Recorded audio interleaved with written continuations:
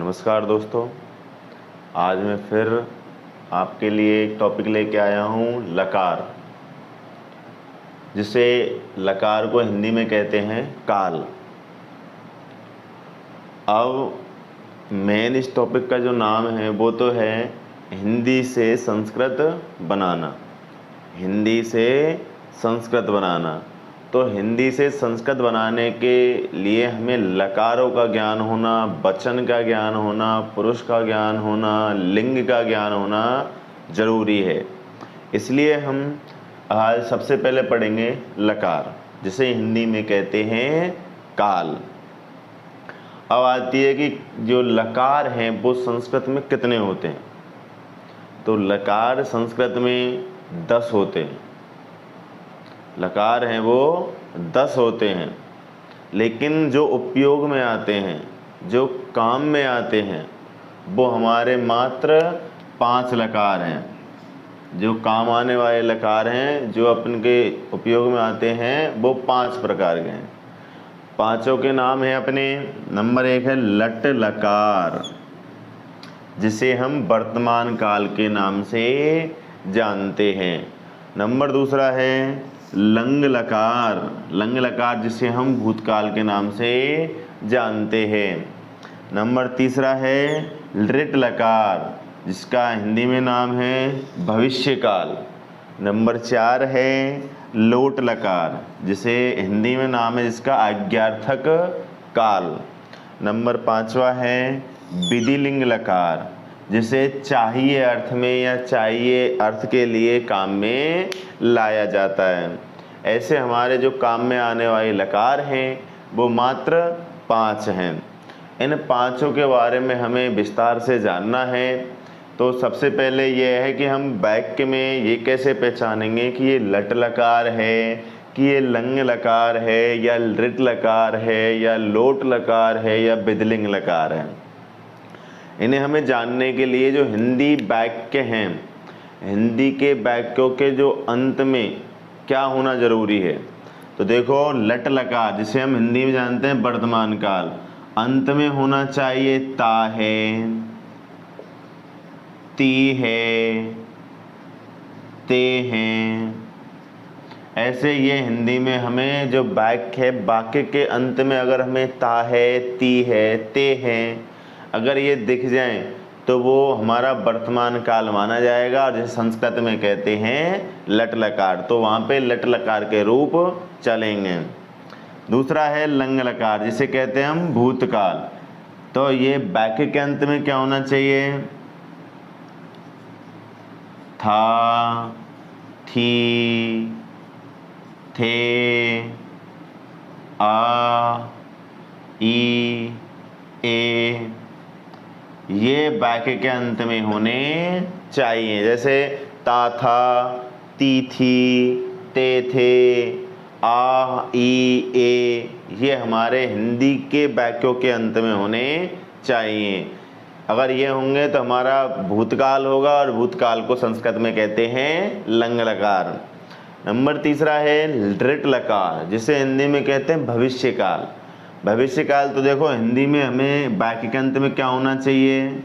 गा, गे, गी, ये हिंदी में होने चाहिए। हिंदी के वाक्यों के अंत में अगर गा, गे, गी, अगर ये हमें कहीं भी दिख जाएं तो भविष्यकाल होगा, और भविष्यकाल को हम संस्कृत में कहेंगे लृट लकार। अगला है हमारा लोट लकार। लोट लकार हमेशा हिंदी के वाक्यों में इसे कहते हैं आज्ञार्थक काल।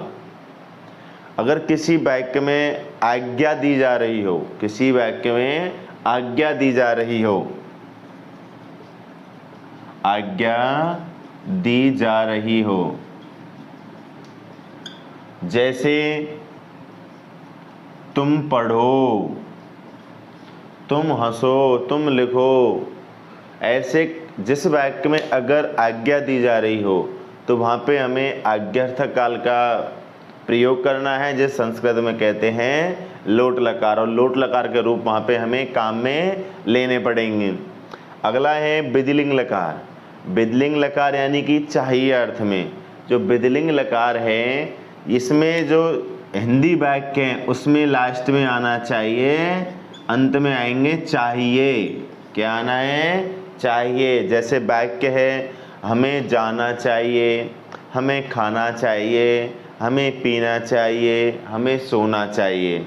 ऐसे अगर चाहिए आ रहा है तो वो हमारा होगा विधिलिंग लकार, और विधिलिंग लकार होगा तो हमें उसमें जो धातु के रूप हैं वो हम विधिलिंग लकार के अनुसार ही चलाने पड़ेंगे।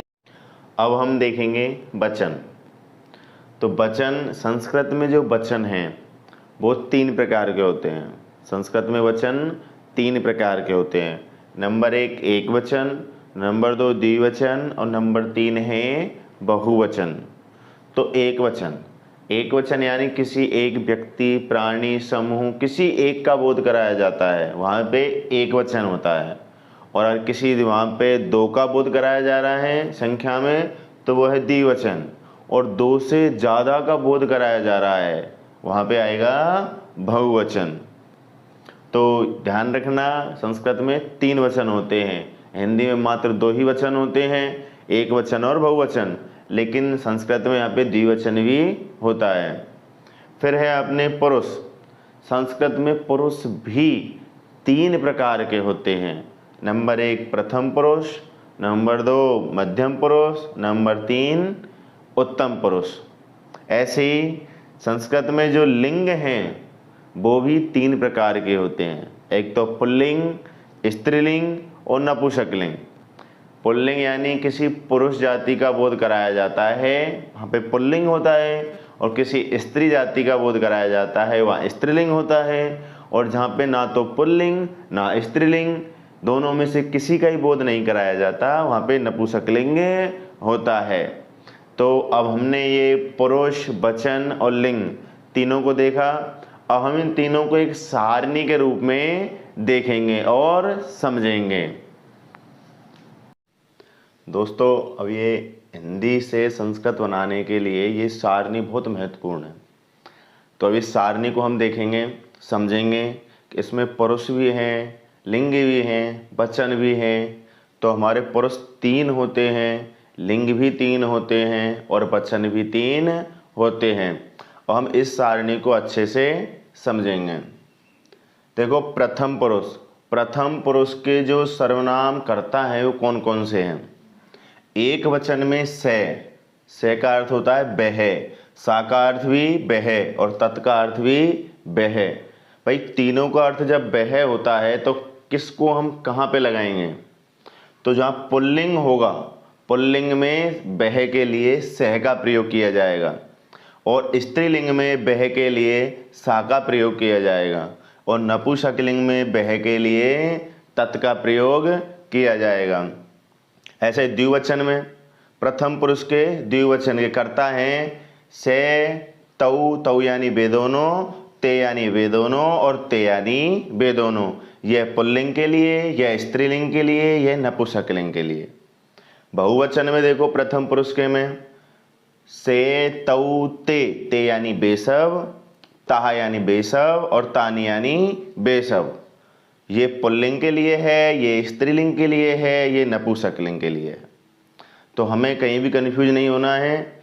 जैसे वाक्य आता है कि वह बाजार जाता है, वह बाजार जाता है, तो ये वाक्य है। जाता है इसका मतलब है पुल्लिंग का वाक्य है। तो यहाँ पे वह के लिए सह का प्रयोग किया जाएगा।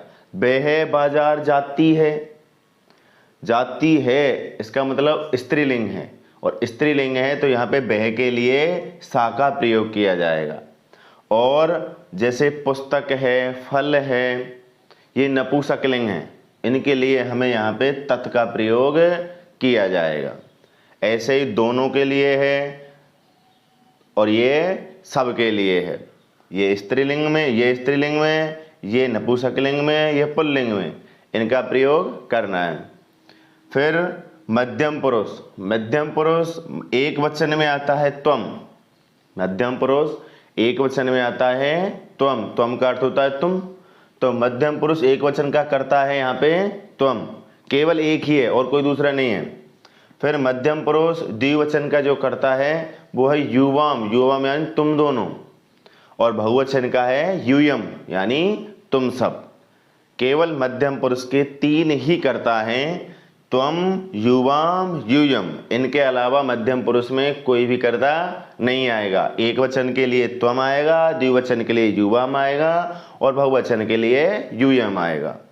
अब देखते हैं हम उत्तम पुरुष। उत्तम पुरुष के जो कर्ता हैं वो कौन कौन से हैं? इसके भी मात्र 3 ही कर्ता हैं, अहम, आवाम, वयम।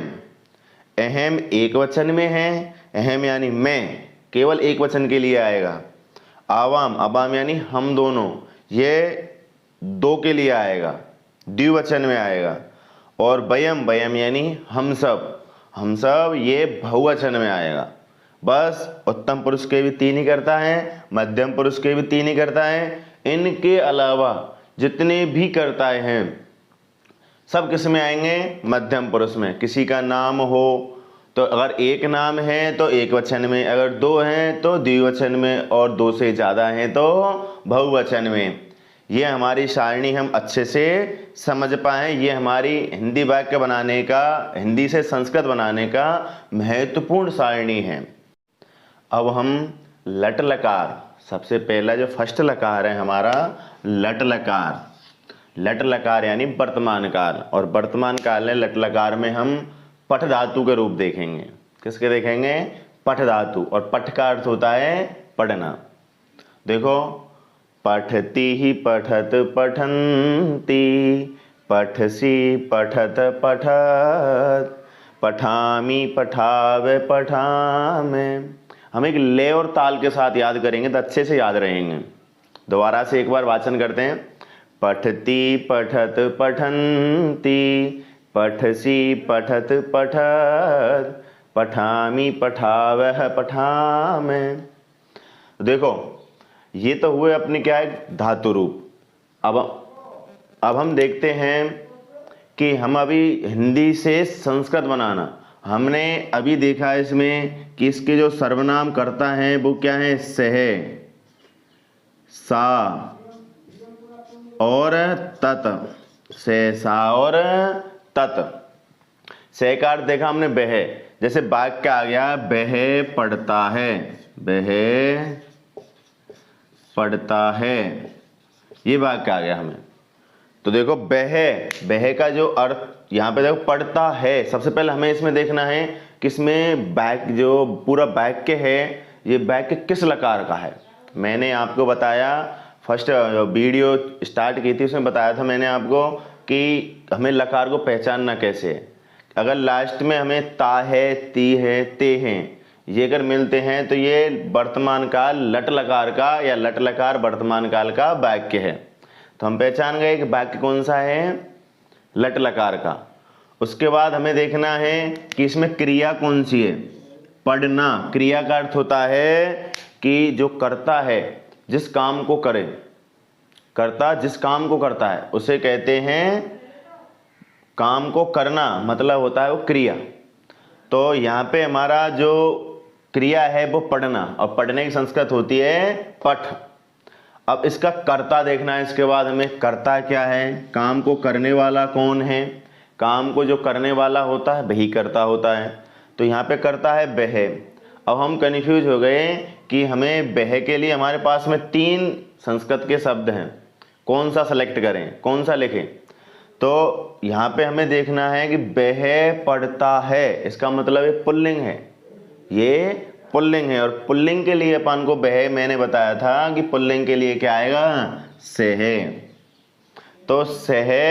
अब बात आती है कि इसमें पढ़ता है, क्रिया कौन सी लगाएं। तो बहुत इंपॉर्टेंट लाइन है अपनी एक, कि जिस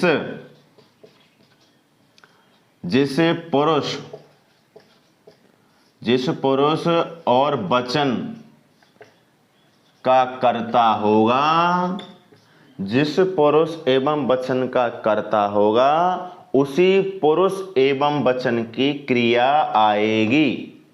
ये बहुत इंपॉर्टेंट है कि ये जो मैं बता रहा हूँ ये लाइन, इसको आप याद रखना कि जिस पुरुष एवं वचन का कर्ता होगा, क्रिया भी हमें उसी पुरुष और उसी वचन की ही लिखनी है। बस ये लाइन अगर याद रखोगे तो आप पूरे इसमें कंफ्यूज नहीं होगे। तो यहाँ पे हमारा कर्ता कौन सा है, प्रथम पुरुष और एक वचन का। तो क्रिया भी हमें प्रथम पुरुष एक वचन की ही लिखनी है। तो क्रिया प्रथम पुरुष एक वचन में आएगी हमारी पठती। तो इसकी संस्कृत क्या बनेगी, सह पठती, सह पठती। ये और हम वाक्य देखें दूसरा कि तुम पढ़ते हो, तुम पढ़ते हो। तो तुम की संस्कृत, सबसे पहले हमें वाक्य को पहचानना है कि वाक्य कौन से लकार का है। लास्ट में हमने देखा कि ता है, ती है, ते हैं, ये अगर आ जाए तो हमें क्या है, लट लकार का वाक्य। और लट लकार का वाक्य है तो हमें धातु रूप जो हमने बताए, पठती, पठत, पठंती, पठसी, पठत, पठत, पठामी, पठावे, पठामे, ये हमें याद रखने हैं कि भाई ऐसे लट लकार में ऐसे रूप चलते हैं। तो हमें जैसे ही लट लकार पता चले कि लट लकार है तो तुरंत हमें वाक्य देखना है, जो धातु रूप याद करने हैं कि हाँ धातु रूप लट लकार में किस प्रकार से चलते हैं। तो ये हमारा क्लियर हो गया। फिर हमें क्रिया देखनी है। क्रिया क्या है इसमें, पढ़ना। तो पढ़ना की संस्कृत हमें पता है, पठ। फिर हमें देखना है कि जो कर्ता है, पढ़ कौन रहा है, क्रिया कौन कर रहा है, तो वो है तुम। और तुम की संस्कृत त्वम, तुम की संस्कृत होती है त्वम। अब ये त्वम कर्ता, भाई काम को करने वाला कौन है, त्वम यानी तुम। तो ये त्वम है कौन से पुरुष का है और कौन से वचन का है, ये हमें सबसे पहले देखना है। तो जो त्वम है ये मध्यम पुरुष और एक वचन का है। मैंने अभी एक लाइन बताई थी आपको कि जिस पुरुष एवं वचन का कर्ता होगा उसी पुरुष एवं वचन की क्रिया आएगी। तो ये मध्यम पुरुष एक वचन का कर्ता है तो मध्यम पुरुष एक वचन की ही क्रिया आएगी। तो तुम पठसी ही, ये हमारा तुम पढ़ते हो की संस्कृत बनेगा। तो दोस्तों ये हमें जो इससे पिछली सारणी बताई मैंने वो भी हमें याद रखनी है, और हमें जो धातु रूप हैं ये भी हमें थोड़े से याद रखने पड़ेंगे। तो आज की जो वीडियो है आपको पसंद आई होगी। अगर वीडियो पसंद आई हो तो चैनल को सब्सक्राइब करें और लाइक करें। धन्यवाद।